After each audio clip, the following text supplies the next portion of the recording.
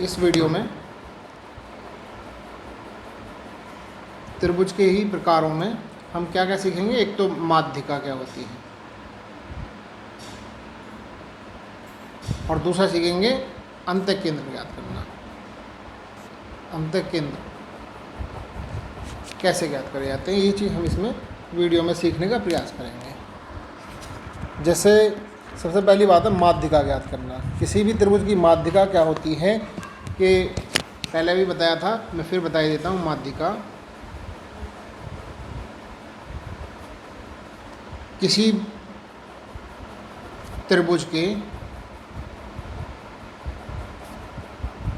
शीर्ष बिंदु को सम्मुख भुजा के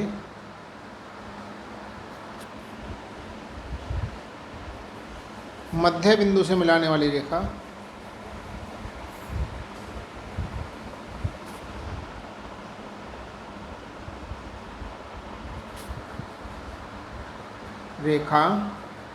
माध्यिका कहलाती है।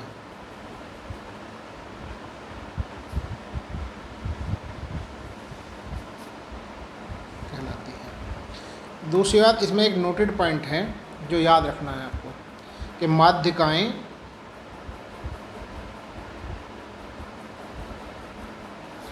एक दूसरे को 2:1 के अनुपात में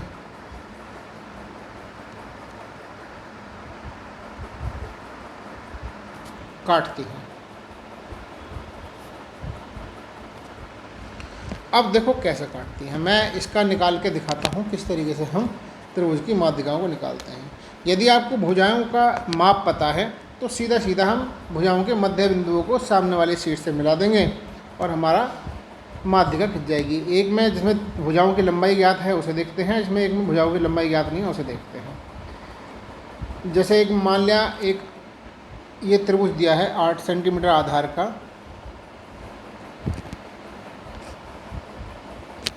और 5 सेंटीमीटर या 6 सेंटीमीटर इधर ले लिया हमने एक साइड, और तीसरी साइड बचती है हमारी 5 सेंटीमीटर की। 5 सेंटीमीटर की ये साइड लेकर हमने ये त्रिभुज बना दिया, ABC। इनके मध्य बिंदु ये आए तीनों के। ये 8 सेंटीमीटर का था, ये 5 सेंटीमीटर की आ रही है और ये 6 सेंटीमीटर की आ रही है। तो सामने एक शीर्ष को सम्मुख भुजा के मध्य बिंदु से मिलाने पर हम जो हमें प्राप्त होगा वो माध्यिका कहलाएगी। ये माध्यिका है AD। बी और इस वाले सामने वाली भुजा के मध्य बिंदु को मिलाएंगे, ये माध्यिका है। और तीसरी माध्यिका ये है, और तीनों की विशेषता ये है कि एक ही बिंदु से होकर जाएंगी, दूसरे बिंदु से होकर नहीं जाती हैं। दूसरा नोटेड पॉइंट क्या हुआ कि माध्यिकाएं एक बिंदुगामी होती हैं।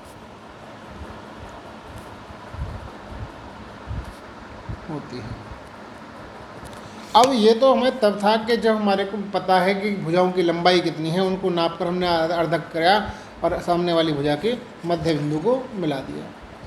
लेकिन यदि हमें भुजाओं की लंबाई ना पता है तो हमें सबसे पहले उन भुजाओं का अर्धक करना पड़ेगा। अर्धक करने के लिए जैसे हम एक त्रिभुज बनाते हैं, कोई भी त्रिभुज मैंने ले लिया बिना नाप का, कोई पता नहीं हमें इसकी नाप क्या क्या है, इसकी नाप हमने नहीं ली है, A, B और C। अब सबसे पहले हम इनकी भुजाओं का अर्धक करेंगे। अर्धक करने का तरीका वही है जो मैं पहले बता चुका हूँ। किसी भी भुजा को आधा करना, किसी लंबाई को आधा करना है, उसकी आधे से ज़्यादा दूरी लेंगे और उस पर चाप लगा देते हैं। चाप आप कच्ची पेंसिल का प्रयोग करेंगे। मैं केवल हाथ जिससे स्पष्ट दिखाई दे इसलिए आपको पेन का यूज़ कर रहा हूँ, आप केवल कच्ची पेंसिल का यूज़ करेंगे। अब हमने इसका मध्य बिंदु ज्ञात कर लेंगे इनको मिलाते हुए। जैसे आधे से ज़्यादा दूरी लेकर दोनों सिरों से इसकी चाप लगाएंगे तो हमारे को इसका मध्य बिंदु मिल जाता है। ये बिंदु मिला हमारे। अब इस बिंदु को इससे मिलाएंगे तो पहली माध्यिका हमारी मिल जाती है।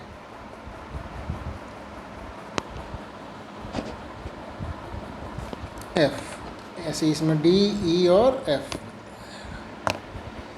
अब सामने वाली भुजा के मध्य बिंदु को देखते हैं। इस मध्य बिंदु निकालेंगे, वही आधे से ज़्यादा दूरी ली, यहाँ से आर्क लगाया, यहाँ से और इधर से आर्क लगा देंगे। आधे से ज़्यादा दूरी लेनी इसलिए ज़रूरी है, वरना ये चाप एक दूसरे को कहीं काटेंगे नहीं अगर आधे से ज़्यादा दूरी नहीं लेंगे तो, इसलिए आधे से ज़्यादा दूरियाँ लेते हैं।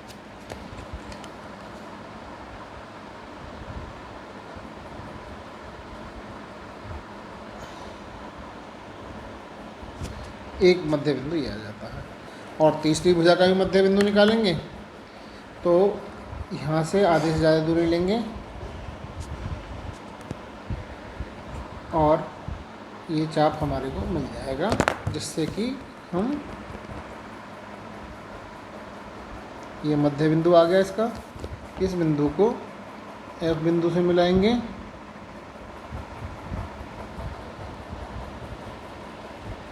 तो ये हमारे को D, E और बिंदु मिल जाएंगे। तो कौन कौन सी रेखाएं माध्यिका हुई? AD, BE व CF माध्यिकाएं हैं। और एक बात देखने की, तीनों एक बिंदु से होकर जा रही हैं, यहाँ पर भी और यहाँ पर भी, तो माध्यिकाएं एक बिंदुगामी भी होती हैं। इसका अभ्यास आप बार बार करें, जिससे आपको करना आ जाए। ये त्रिभुज की रचनाओं पर इतना ज़्यादा फोकस इसलिए किया जा रहा है कि आप लोग प्रकार पेंसिल चलाना नहीं जान पाते, तो आप बार बार वीडियो देखें, बार बार सीखने का प्रयास करें, बार बार चलाने का प्रयास करें, आपको आ जाएगा। दूसरा है अंतः केंद्र ज्ञात करना। अंतः केंद्र में क्या है कि कोई भी त्रिभुज दे दिया हमें, कोई भी त्रिभुज, मान लिया अंतः केंद्र हमें ज्ञात करना है। इसमें पेंसिल की नोक बहुत शार्प होनी चाहिए, तभी आपका स्पष्ट हमारा अंतः केंद्र निकल पाता है। अंतः केंद्र और परिकेंद्र जब पेंसिल की नोकें बिल्कुल सही हों, प्रकार की जो उसकी लोहे वाली नोक है वो भी स्पष्ट सीधी होनी चाहिए, वरना थोड़ा इधर उधर हो सकता है अगर आपका प्रकार सही नहीं है तब। ये हमने एक त्रिभुज ले लिया जिसके कोणों का हमें ज्ञान नहीं है कि कितने डिग्री कोण है, केवल हमें अंतः केंद्र ज्ञात करना है, A, B और C। सबसे पहले अंतः केंद्र ज्ञात करने के लिए हम इसके तीनों कोणों का अर्धक करते हैं। अर्धक करने का तरीका मैंने आपको पहले ही बताया है, फिर बता देते हैं। कोई भी चाप लगाइए, कोई चाप लगाएंगे यहाँ से इस तरीके से, और इस चाप के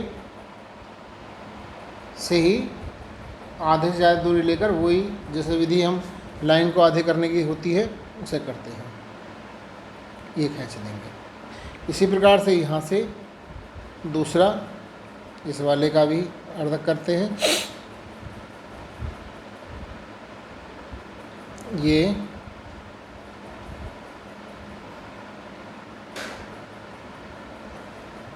तीसरे वाले कोण का भी अर्धक करेंगे,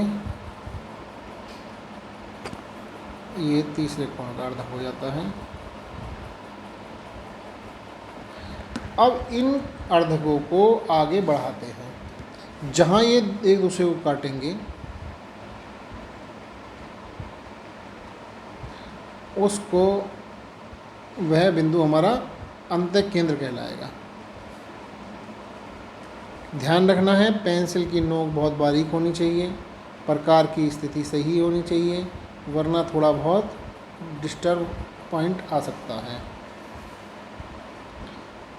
ये कोणों के अर्धक हमने कर लेते हैं इस प्रकार से।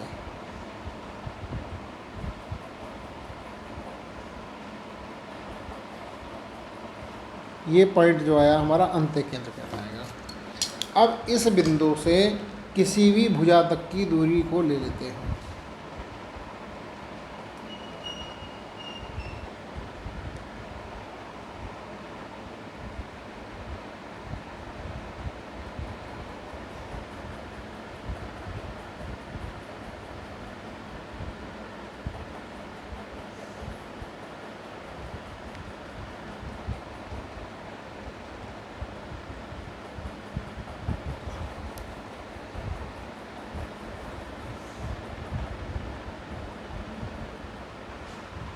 ये हम प्रकार से इसके ड्रॉ कर देंगे। ये हमारा अंतःवेद वृत्त इसके अंदर बन जाता है और अंतः केंद्र प्राप्त हो जाता है। ये कहलाएगा हमारा ओ बिंदु अंतः केंद्र है। बिंदु ओ अंतः केंद्र है। इसका अभ्यास आप सही से करेंगे कि सबसे पहले क्या करेंगे, कोई भी त्रिभुज जो दे रखा है उसे त्रिभुज को खींच लेंगे, फिर उसके कोणों का अर्थक करते हैं। कोणों के अर्थक जिस बिंदु पे मिलता है जाकर उस बिंदु से एक भुजा तक की दूरी लेकर हम एक वृत्त खींच देते हैं, अंतःवृत्त कहलाएगा। और वृत्त कैसा कहलाएगा, ये अंतःवृत्त अंतःवृत्त कहलाता है। तो मेरा मानना है कि आप इसका बार बार अभ्यास करेंगे, आपको करना आ जाएगा। नहीं समझ में आता है मेरे से फिर पूछ सकते हैं, ग्रुप में पूछ सकते हैं, या मेरा पर्सनल व्हाट्सएप नंबर है आपके पास में, उससे पूछ सकते हैं। मैं व्हाट्सएप नंबर फिर भी लिख दूंगा। इसी के साथ एक चीज़ और आती है, त्रिभुजों की समरूपता या समरूपता, जैसे इसका नाम हम समरूपता पे डिस्कशन करेंगे। समरूपता, सम माने समान, रूप हो जिसका, समान रूप हो जिसका, अर्थात जिसकी आकृति देखने में एक जैसी हो, समरूप कहलाते हैं।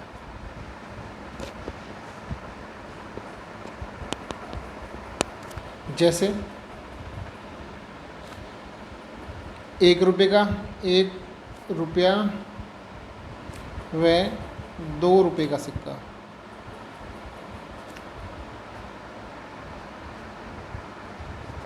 दोनों गोल होते हैं, दोनों की आकृतियों में अंतर होता है, छोटे बड़े होते हैं। कोई भी छोटे बड़े दो ले सकते हैं, दोनों में अंतर होता है। सभी समकोण त्रिभुज देखने में एक जैसे होंगे। समकोण त्रिभुज सभी तो नहीं हो सकते क्योंकि उनके कोणों का अंतर हो अलग हो जाएगा, लेकिन समकोण में एक कोण तो सेम आता ही आता है। कोई भी दो आकृतियाँ जो एक जैसी दिखाई देंगी वो समरूप कहलाएंगी। समरूप इसी प्रकार समरूप त्रिभुजों में कि ऐसे दो त्रिभुज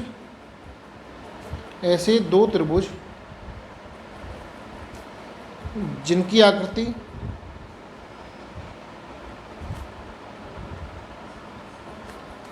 एक समान दिखाई प्रतीत होती हो,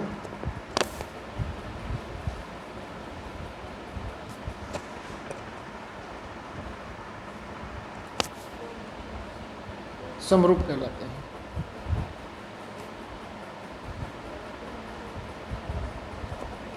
इसमें एक पॉइंट है विशेषता कि इनकी भुजाओं का अनुपात समान रहता है। भुजाओं का अनुपात सदैव समान रहता है।